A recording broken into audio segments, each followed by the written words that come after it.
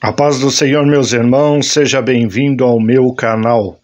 No vídeo de hoje estarei apresentando o Dicionário de Termos Teológicos Latinos e Gregos, uma introdução à linguagem técnica presente nas obras acadêmicas de Richard A. Miller, editado pela CPAD. Então, irmãos, no vídeo de hoje vou trazer aí mais uma obra teológica, um livro escrito por Richard A. Miller. Ele é PhD pela Universidade de Duke. Ele também é professor emérito de Teologia Histórica e membro sênior do Instituto Junius, em Michigan. Então, essa obra contém 447 páginas. A obra é em brochura. A habilidade de trabalhar produtivamente no campo da teologia, como em qualquer disciplina estabelecida há muito tempo, repousa em grande medida no domínio do vocabulário. A tarefa é, sem dúvida, difícil para os estudantes em geral.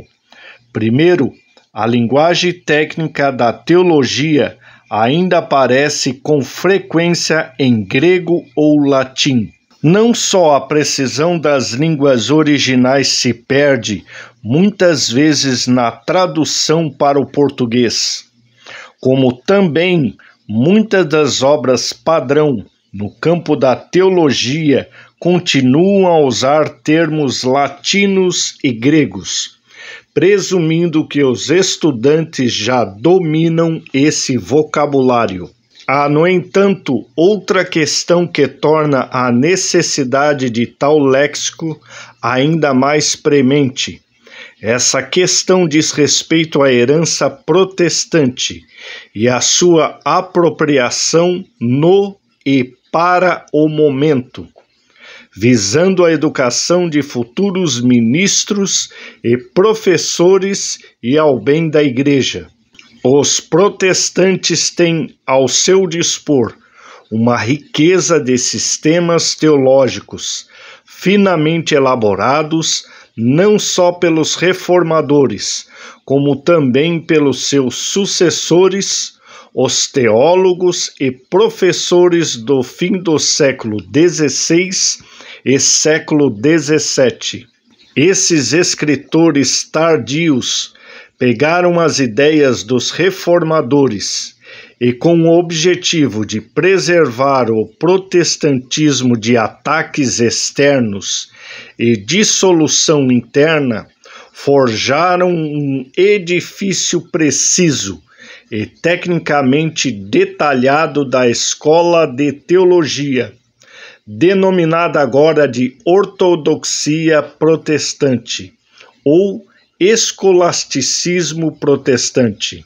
Esses protestantes ortodoxos ou escolásticos não só sustentam o progresso histórico da Reforma e transmitem a sua teologia para as gerações subsequentes, como também esclarecem e desenvolvem as doutrinas dos reformadores em tópicos como a função tríplice de Cristo, os dois estados de Cristo e a ceia do Senhor.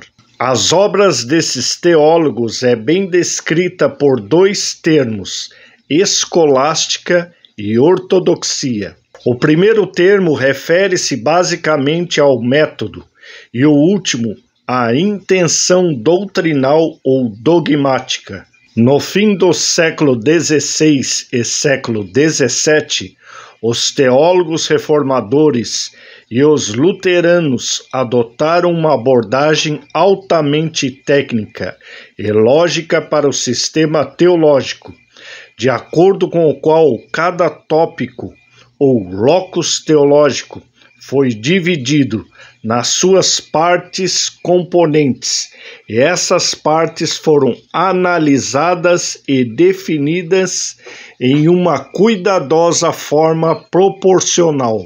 Além disso, essa abordagem altamente técnica buscava alcançar uma definição precisa por meio do debate com adversários e pelo uso da tradição cristã como um todo na argumentação das suas doutrinas.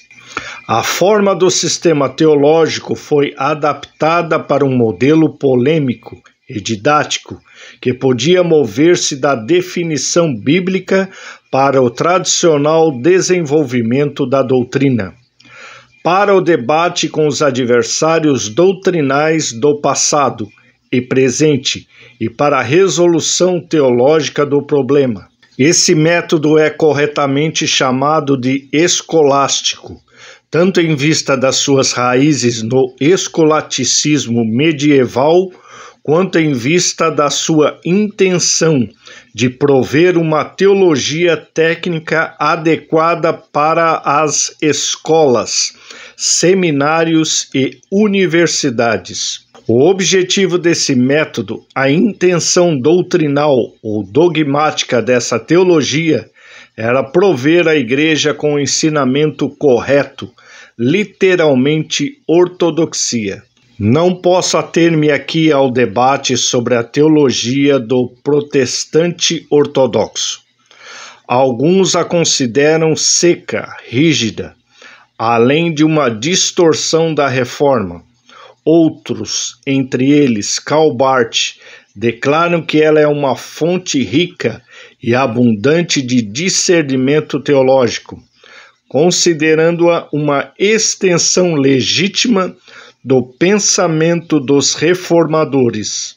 O que é inquestionável é a excelência técnica dos escolásticos protestantes, bem como seu impacto na teologia protestante moderna, conforme evidenciada nas obras de Charles Hodge, Francis Piper, Louis Berkhof, Otto Weber e, é claro, Karl Barth.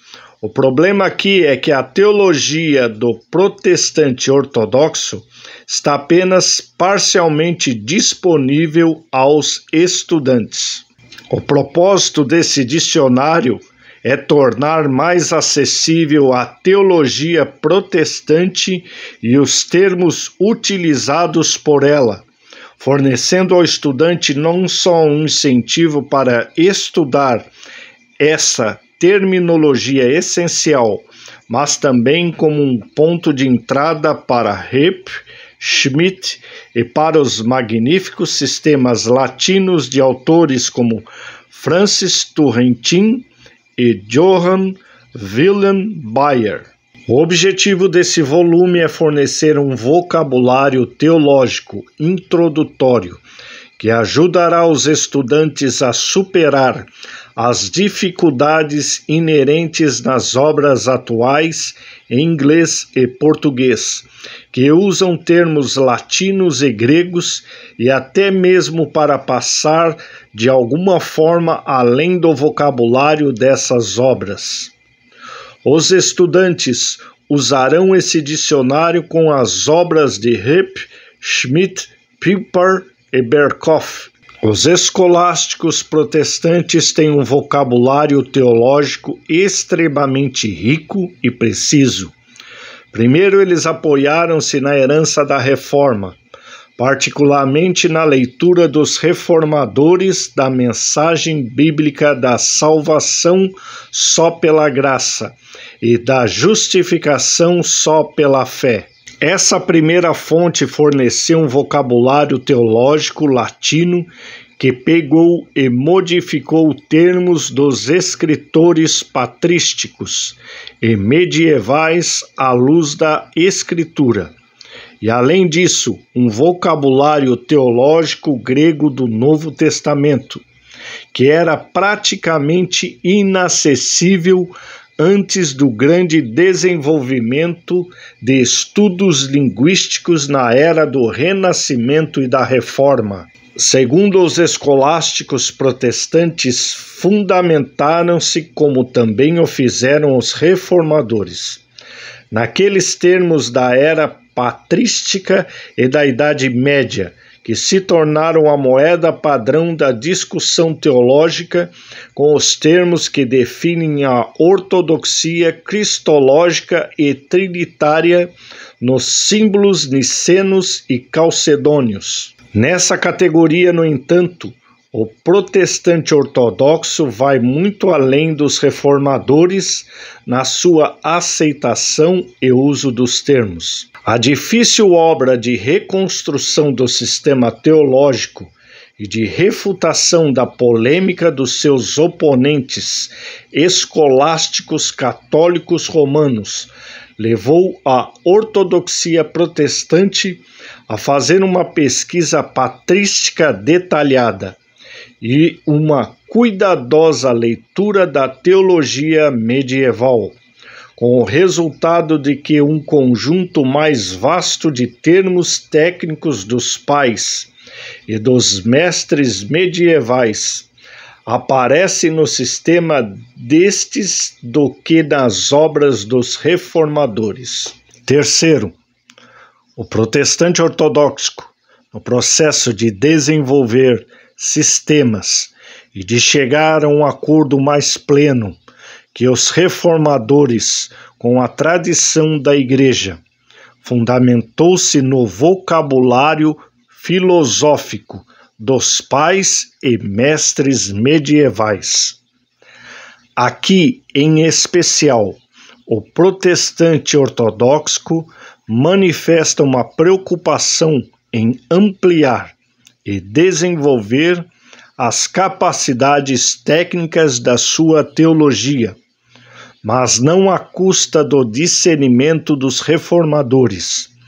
Eles, em razão disso, não só usaram um vocabulário filosófico tradicional em relação ao sistema teológico, como também desenvolveram um vocabulário concernente com a limitação do conhecimento teológico e filosófico. Para alcançar o primeiro objetivo, o autor consultou os sistemas reformado e luterano do século XVII, principalmente os sistemas de Johann Wilhelm Bayer e Francis Turretin, junto com o compêndio Corrente da Teologia Ortodoxa Protestante, por Heinrich Schmidt e Heinrich Höpp.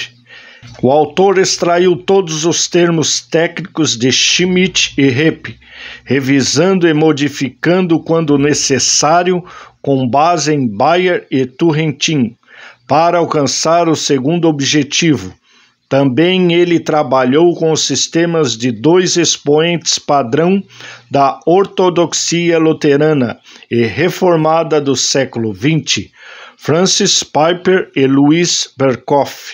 O autor acredita e espera que não só será de grande valia para os alunos nos seus estudos das obras clássicas na teologia protestante, como também se tornará para esses mesmos alunos o caminho de entrada no reino da expressão teológica precisa e clara.